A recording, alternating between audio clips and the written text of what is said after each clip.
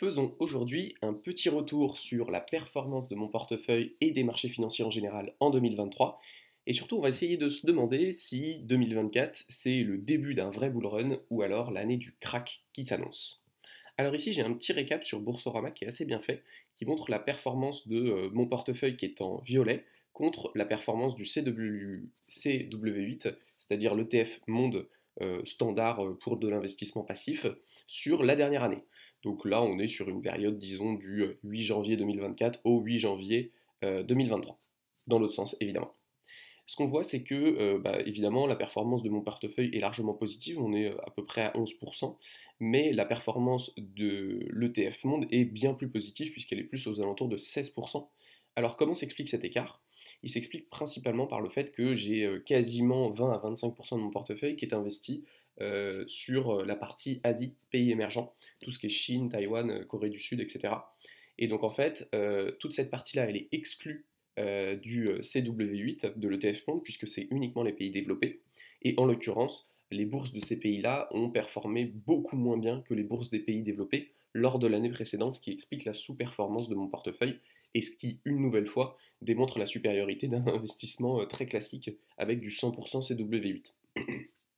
Donc ça, évidemment, c'est ce qui s'est passé pour 2023. La question, c'est de savoir qu'est-ce qui va se passer pour 2024. Alors déjà, ce qu'il faut voir, c'est on voit bien une corrélation quand même entre les deux qui est extrêmement importante. Donc là, on va se poser la question plus généralement, au-delà des zones géographiques, qu'est-ce qui peut effectivement impacter l'économie mondiale lors de l'année à venir? Alors, il faut bien comprendre que 2022 et donc 2023 étaient très largement marqués par un événement macroéconomique majeur, c'est la question de l'inflation. Alors la question de l'inflation qui évidemment avait des sources multiples, des sources évidemment d'offres, c'est-à-dire des manques de matières premières et donc on paye plus cher pour ces matières premières liées notamment à la guerre en Ukraine, mais aussi à des sources de demande. C'est-à-dire qu'à partir du moment où les gens ont trop d'argent, eh bien en fait ils sont prêts à payer plus pour le même service et donc ça tire les prix vers le haut. Ce qui s'est passé, c'est qu'une fois qu'il y a cette crise inflationniste, avec effectivement des inflations qui approchaient quasiment les 10% par an sur 12 mois glissants, eh bien les banques centrales, parce que c'est dans leur politique et dans euh, finalement dans ce qu'elles sont engagées à faire, doivent réduire l'inflation autour de 2%. C'est le cas notamment pour la Fed aux États-Unis et pour la BCE en Europe. Et donc qu'est-ce qu'elles font dans ce cas-là? Elles augmentent les taux directeurs. Et donc c'est ce qui s'est passé typiquement en 2022-2023. Il y a eu une augmentation des taux directeurs extrêmement importante successive, qui sont passés d'à peu près 0% à 4,5%. Donc, qu'est-ce que ça donne comme résultat pour aujourd'hui, début 2024? Alors, la première bonne nouvelle, c'est que l'objectif des banques centrales, c'était de réduire l'inflation en augmentant les taux d'intérêt. Est-ce que ça a marché? La réponse, c'est plutôt oui.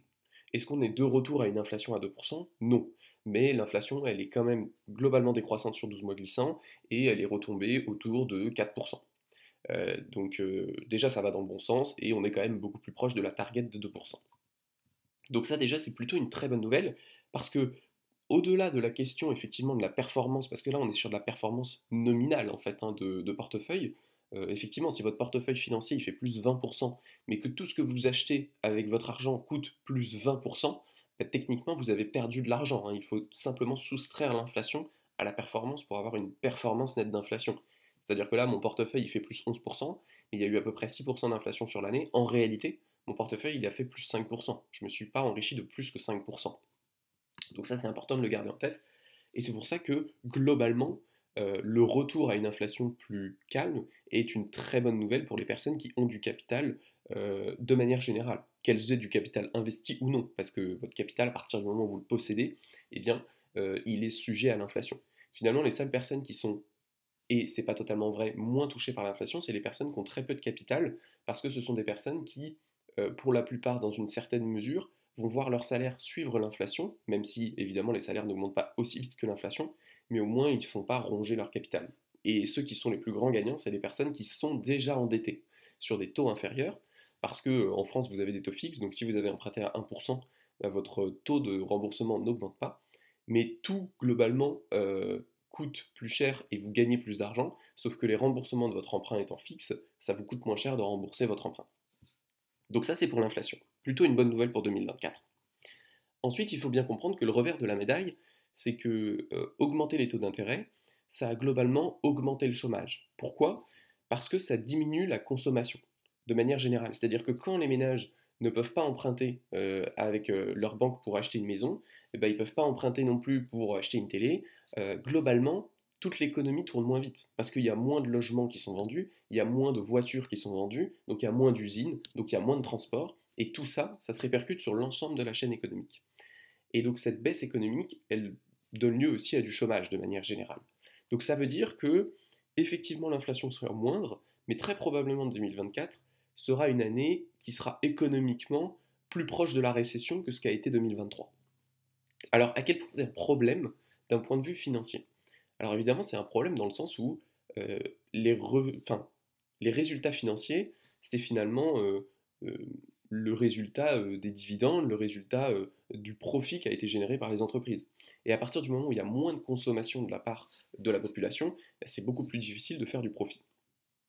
Donc on pourrait se dire, selon ce principe, qu'il est assez évident que 2024 sera une mauvaise année en bourse. Néanmoins, c'est une mauvaise analyse. Non pas que 2024 sera une bonne année en bourse, mais c'est impossible de savoir si ce sera une bonne ou une mauvaise, parce qu'en fait, il faut comprendre que le prix des actions des entreprises à l'instant T, aujourd'hui, en janvier 2024, il prend déjà en compte cette prévision d'une crise économique qui va arriver parce qu'il y a une hausse du chômage et parce qu'il y a une baisse de la consommation. Parce qu'en fait, à la seconde où des hausses de taux d'intérêt au niveau des banques centrales sont données, en fait, les marchés financiers savent que ces hausses, finalement, vont engendrer une baisse de l'activité économique et donc vont engendrer une baisse des résultats. Et donc, qu'est-ce qui se passe? C'est que les prévisions, finalement, elles baissent. Et finalement, la performance réelle de 2024, et ça c'est extrêmement important à comprendre en bourse, ça ne répond pas à la question est-ce que les entreprises vont faire de l'argent? Ça répond à la question à quel point les entreprises vont faire plus d'argent que ce qui était prévu par le marché. Et donc, en l'occurrence, 2024, finalement, les attentes sont plutôt faibles. Donc, même si c'est une mauvaise année, je ne pense pas que ce sera une année catastrophique d'un point de vue financier parce que c'est déjà prévu que ce soit une mauvaise année. Là où c'est des très mauvaises années financières, c'est quand l'année est attendue pour être une bonne année. C'est souvent ce qui se passe lors des bulles spéculatives. Tout le monde va bien, tout le monde est euphorique, on se dit que ça ne peut que monter. Et donc en fait, là, on se casse la gueule parce il y a un delta important entre les résultats qui étaient attendus et les résultats réels. Là, aujourd'hui, les résultats attendus sont plutôt médiocres. Donc s'ils sont vraiment mauvais, bon bah, il y aura une petite baisse des marchés financiers.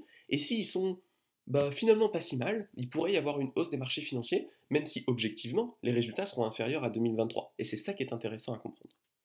Donc voilà ce que j'attends personnellement moi pour 2024. Globalement, je pense une mauvaise année d'un point de vue économique, mais je pense pas qu'on puisse s'attendre à un crash majeur d'un point de vue financier, notamment parce que justement l'ambiance économique est morose et tout le monde le sait déjà, donc c'est déjà intégré dans le prix des marchés financiers. Je vous remercie d'avoir regardé la vidéo, n'hésitez pas à me dire ce que vous en pensez en commentaire et à la prochaine.